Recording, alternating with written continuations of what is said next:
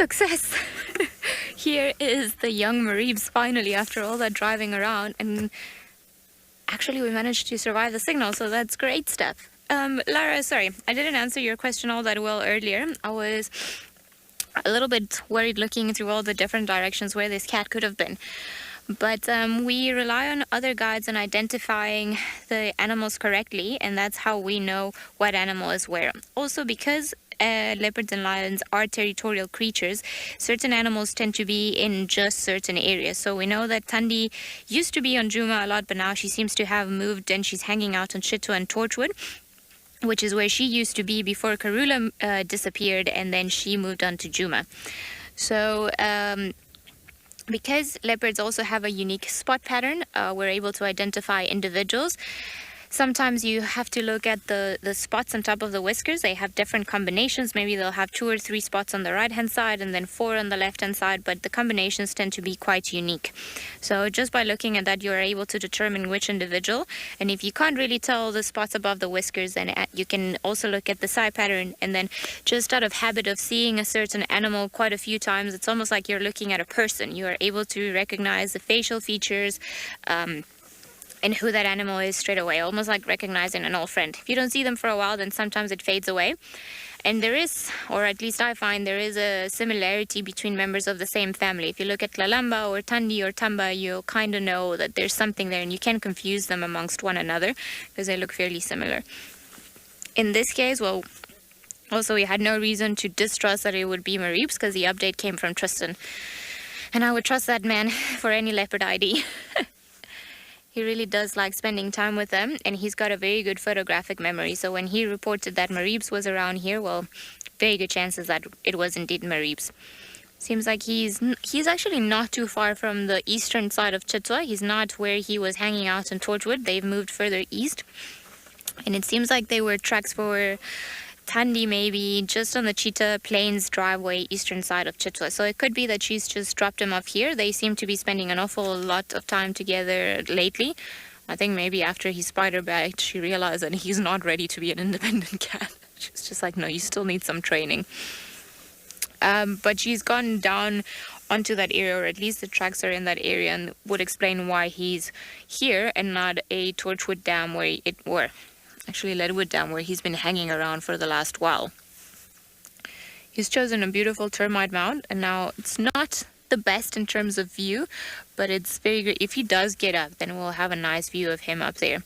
You see, he's quite camouflaged, so it's not easy to see him from any road, and he's hidden, safely tucked in there from any potential predators that might come around. Maybe a male. Well, in terms of predators, he would have to worry about a male leopard or a pride of lions, or any lions for that matter. But I think for now he's all well. Potentially just waiting for his mother to make a kill and then take advantage of that fact.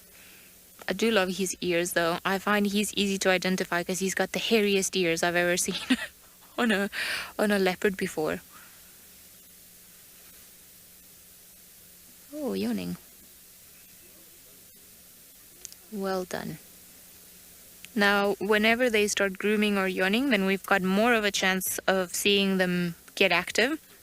Normally that tends to indicate that they're going to be doing something, or that they're going to shift positions. So I would really like it if he went onto the rocks we were seeing earlier. I think that's why I missed that car, because I was just looking at the rocks wishfully thinking that he was going to be on there. He's not far from there, though. I have no idea if we would get signal there, but a girl can dream.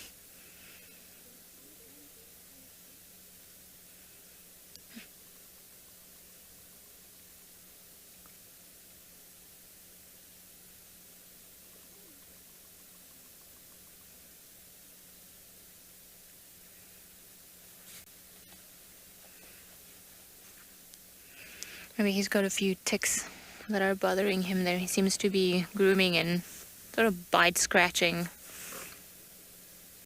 his front legs. I can't really tell from here, but that's what it looks like he's cleaning. Oh, look at that sleepy face.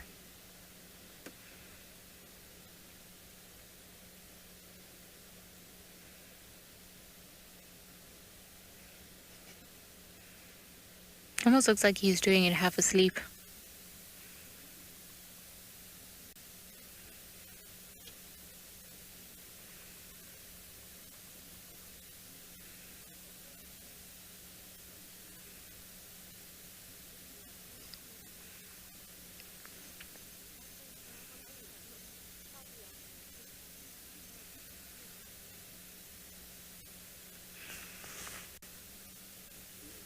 Certainly has something there that's irritating him by the looks of it. And getting mobile after initiation.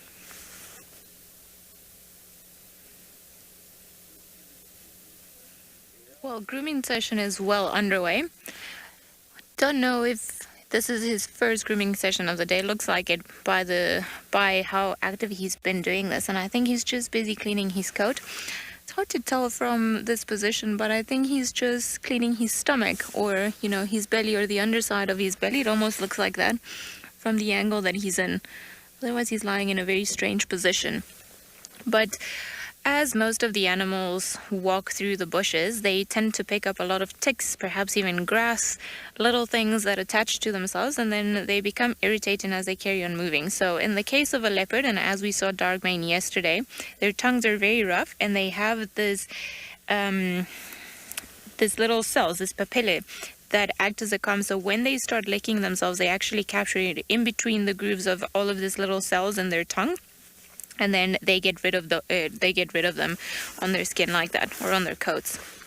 So I think that's exactly what he's doing now. He's getting rid of everything that's annoying him. Perhaps, as I said, ticks, little fleas maybe, grasses. It seems like that spot there, it's quite itchy. And the tongue of a cat is very rough. So if you have a domestic cat or a dog, perhaps don't know if you have both of them, but if you touch the tongue of a dog, it's not as rough as the one of a cat. And a cat is very, almost like sandpaper. It's similar in the way for leopards and lions. They have a very rough tongue, because not only are they going to use it to clean themselves, but often when they make a kill, then it's the roughness of that tongue that helps them remove the meat from the actual bone. Although I think he's being a very funny cat now. Could never imagine him doing something that wasn't sweet at this stage.